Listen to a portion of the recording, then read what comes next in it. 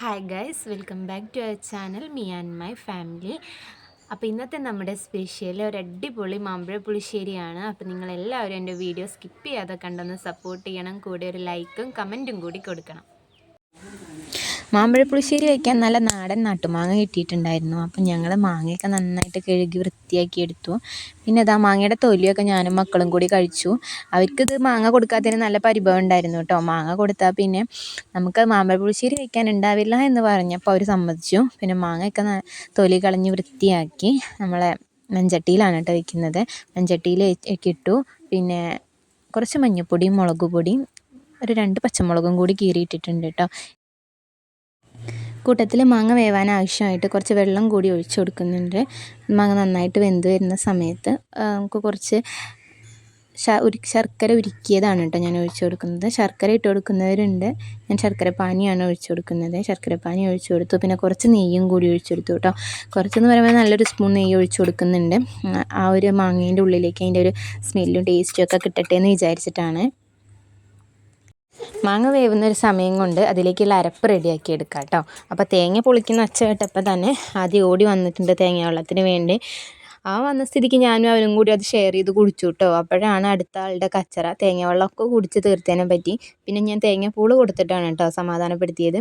പിന്നെ ഞാനത് അതിലേക്ക് ആവശ്യമായിട്ട് ഒരു മുറിയൊന്നും ഞാൻ ചിലവുന്നില്ല. കുറച്ച് ഒരു 2 പിടിയോളം തേങ്ങ ചിരവി എടുത്തിട്ടുണ്ടായിരുന്നു കേട്ടോ.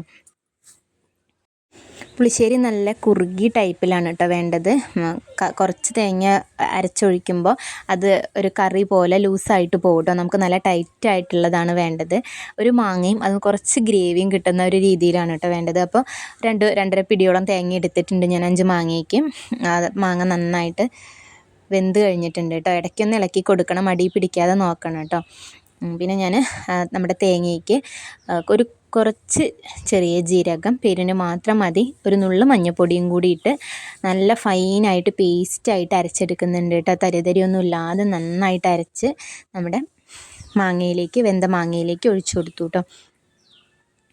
നമ്മുടെ കറിയിലേക്ക് പുളിക്ക് ആവശ്യമായിട്ടുള്ള തൈര് ഞാൻ തേങ്ങ അരച്ചപ്പോൾ കൂട്ടത്തിൽ ഒഴിച്ചരച്ചിട്ടുണ്ടായിരുന്നു കേട്ടോ. ഞാൻ വെള്ളം ഒഴിക്കുന്നതിന് പകരം തൈരാണ് ഒഴിച്ചിട്ടുണ്ടായിരുന്നത്. പിന്നെ നമ്മൾ കറിയിലേക്ക് നമ്മുടെ ജാറ് കഴുകി വെള്ളം ഒഴിക്കുന്ന ഒരു ശീലം എല്ലാവർക്കും ഉണ്ടാവില്ലേ. ഞാൻ അങ്ങനെ ഇതിൽ ചെയ്യുന്നില്ല കേട്ടോ. കാരണം നമ്മുടെ കറി ലൂസായി പോവാതിരിക്കാൻ വേണ്ടിയിട്ടാണ് നമ്മുടെ കൈ വെച്ചിട്ട് തന്നെ ജാറിലെ എല്ലാ തേങ്ങയും അതിലേക്ക് ചേർത്ത് കൊടുത്തു കേട്ടോ.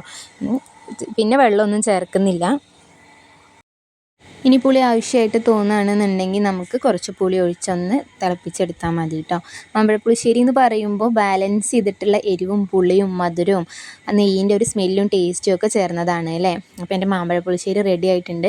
ഇനി ഒന്ന് വറവിട്ടാൽ മതി കേട്ടോ. അപ്പോൾ നെയ്യിലാണ് വറുത്തെടുക്കുന്നത്. ഉലുവയും കടുകും വറ്റൽമുളകും കറിവേപ്പിൻ്റെ ഇലയാണ് കേട്ടോ വറുത്തെടുക്കുന്നത്. ഇതും കൂടി വറുത്തെടുത്ത് അതിലേക്ക് ഒഴിച്ച് അപ്പോൾ തന്നെ ഞാനത് അടച്ചു വെച്ചു കേട്ടോ. പിന്നെ ഞാനത് തുറക്കുന്നത് ഞങ്ങൾ ഫുഡൊക്കെ കഴിഞ്ഞ് ഫ്രീ ആയിരിക്കുന്ന സമയത്താണ് കേട്ടോ. ഞങ്ങൾക്ക് തിന്നാനിഷ്ടം ചോറിൻ്റെ കൂടെ കൂട്ടി കഴിക്കാൻ ഈ മധുരം കറി ഞങ്ങൾക്ക് താല്പര്യമല്ല. അപ്പോൾ ഞങ്ങൾ ഫ്രീ ആയിരിക്കുന്ന സമയത്ത് ആസ്വദിച്ച് കഴിക്കാനാണ് കേട്ടോ ഇഷ്ടം. അപ്പോൾ ഞങ്ങളിതൊക്കെ ഫുഡ് കഴിക്കലൊക്കെ കഴിഞ്ഞ് ാണ് കേട്ടോ പിന്നെ ഞാനിത് തുറക്കുന്നത്. അപ്പോൾ അത് തുറന്ന് നോക്കുന്ന സമയത്ത് നമ്മുടെ കറി നല്ല കട്ടയായിട്ടുണ്ടായിരുന്നു കേട്ടോ. മൺചട്ടിയുടെ ചൂടാറുന്നത് വരെ കറിക്ക് ആ ഒരു ഇതുണ്ടാവുമല്ലോ, അത് ആറിക്കഴിഞ്ഞാൽ നമുക്ക് ഓരോ മാങ്ങയ്ക്കും അതൊന്ന് കോരിയെടുക്കാൻ പറ്റുന്ന ആ ഒരു ഗ്രേവി കറി അത്രേ ഉണ്ടായിരുന്നുള്ളൂ കേട്ടോ. അപ്പോൾ ഞങ്ങൾ ഫുഡൊക്കെ കഴിച്ച് ഫ്രീ ആയിരിക്കുന്ന സമയത്ത് ഇത് എടുത്ത് കഴിച്ചു കേട്ടോ. ഇത്രയാണ് കേട്ടോ ഒരാൾക്ക് ഉണ്ടാവുക. ഒരു മാങ്ങ അത് കഴിക്കാനുള്ള ആ ഒരു ഗ്രേവി ഇത് മാത്രം കേട്ടോ. അപ്പോൾ അത് നല്ല മാങ്ങ അടിപൊളിയാണ്. അപ്പോൾ നിങ്ങൾ ഇതുവരെ മാമ്പഴപ്പുളിശ്ശേരി ഒന്ന് ഉണ്ടാക്കി ട്രൈ ചെയ്ത് നോക്കാത്തവരാണെങ്കിൽ തീർച്ചയായിട്ടും ട്രൈ ചെയ്ത് നോക്കണം കേട്ടോ. അപ്പോൾ എൻ്റെ വീഡിയോ ഇത്രയേ ഉള്ളൂ. Thank you.